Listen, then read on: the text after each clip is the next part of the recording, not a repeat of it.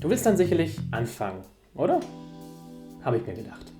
Hast du eigentlich mitbekommen, wie die Leute über den neuen Manatom Prime halt ausrasten, weil man den unter anderem auch nur mit den Fängern machen kann? Drawface, Snapperface, Mainface. Ich aktiviere Notfall-Teleport und beschwöre aus meinem Deck einen No-Punk Seamin. Dann nutze ich seinen Effekt und bezahle 600 Life Points und suche mir No-Punk Fuchsmelodie aus meinem Deck.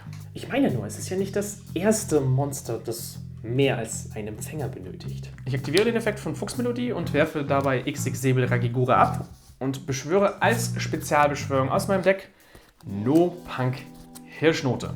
Dann mache ich mit beiden eine Synchro-Beschwörung und beschwöre den Draco Berserker der Tenyi. In meinem Friedhof aktiviert sich dann Hirschnote und ich beschwöre meinen Seamin aus meinem Friedhof Spezial. Double Tuning und Triple Tuning kennt man ja auch bereits aus dem Anime. Ich beschwöre Rettungskatze als Normalbeschwörung, dann aktiviere ich den Effekt und beschwöre als Spezialbeschwörung aus meinem Deck zweimal X Säbel R Bellum. Und viele dieser Karten sind ja auch so zu uns ins Spiel gekommen. Dann beschwöre ich XX Säbel Full Troll aus meiner Hand als Spezialbeschwörung, da ich 2 oder mehr X-Säbel-Monster auf meiner Spielfeldseite kontrolliere. Als nächstes mache ich eine Synchro-Beschwörung zu XX Säbel Gottoms. Oder meinst du, die regen sich darüber eher auf, dass man keine feste Anzahl an Empfängern benutzen kann? Ich aktiviere den Effekt von XX Säbel Full Troll und spezialbeschwöre Ragigura aus meinem Friedhof. Dann nutze ich seinen Effekt, um einen meiner Erbellums zurück auf die Hand zu nehmen. Wahrscheinlich haben die gar nicht gemerkt, dass es das ja auch schon länger gibt. Und damit meine ich nicht den Godi aus dem tiefen Jenseits, der vor circa einem halben Jahr bei uns hier rausgekommen ist. Ich benutze dann zweimal den Effekt von Gottoms und biete meine 2 X-Säbel als Tribut an, um 2 deiner Handkarten zufällig abzuwerfen. Es sei denn, du hast eine Response drauf.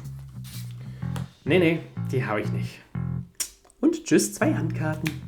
Wusstest du, dass wir bereits seit 2017 mit Crystron Quarion Gandrax bereits ein Monster im TCG haben, welches 2 oder mehr Empfänger erfordert? Dann benutze ich Gottoms zweiter Ruf und beschwöre Ragigura und Erbellum als Spezialbeschwörung aus meinem Friedhof. Ich aktiviere den Effekt von Ragigura und füge mir der Hand XX Säbel Full Troll zurück auf die Hand. Und den Spezialbeschwöre ich auch direkt von meiner Hand, da ich schon wieder 2 oder mehr X-Säbel-Monster kontrolliere. Dann biete ich meinen Ragigura als Tribut an und mein Erbellum, um hier 2 weitere Karten aus der Hand zu nehmen. Response? Nope. Und ja, dann haben wir auch noch solche Spezies wie Zolken oder solche, die komplett mit Nicht-Empfängern gemacht werden können. Ganz zu schweigen von den zahlreichen Cheat-Synchros, die es über die letzten Jahre gegeben hat. Dann benutze ich den Effekt von Full Troll und beschwöre aus meinem Friedhof Ragigura und nutze seinen Effekt und füge mir Erbellum wieder zurück der Hand hinzu. Dann nutze ich den Effekt von Gottoms und werfe dir dann die letzte Handkarte ab. Ach komm schon, ich hatte Nibiru und dein doofer Tenyi hat alles aufgehalten. Jetzt machst du sicherlich noch IP und dann darf ich Top-Decking Turbo spielen. Ja, nee, ich denke, ich passe. Das nächste Mal spiele ich aber Finstere Welt. Unfassbar, dieser Typ. Wie macht der das immer nur? Moment mal. Er hat nur Empfänger für die Synchrobeschwörung von Gottoms verwendet.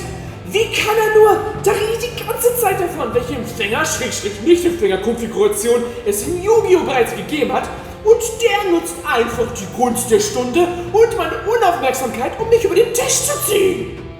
What the? Du hast Gottoms mit 3 Empfängern beschworen. Ja, er braucht ja auch einen Empfänger plus ein oder mehr Erdemonster. Genau, ein Empfänger plus ein oder mehr Erdemonster. Ja, ein Empfänger plus ein oder mehr Erdemonster. Exakt, ein Empfänger oder ein oder mehr Erdemonster. Oh. Wolltest du mich gerade des Cheatens bezichtigen? Nein. Hast du dir gerade selbst mal zugehört, was du da eigentlich geschwafelt hast? Ja, eigentlich. Dann hast du ja noch nie in das offizielle Regelheft reingeschaut, oder? Naja, doch. Schon so vor 10 Jahren? Na wunderbar. Gut, dass ich das allererste Regelheft aus der Synchrozeit mit mir habe. Version 7.0. Das hat schon 15 Jahre auf dem Buckel.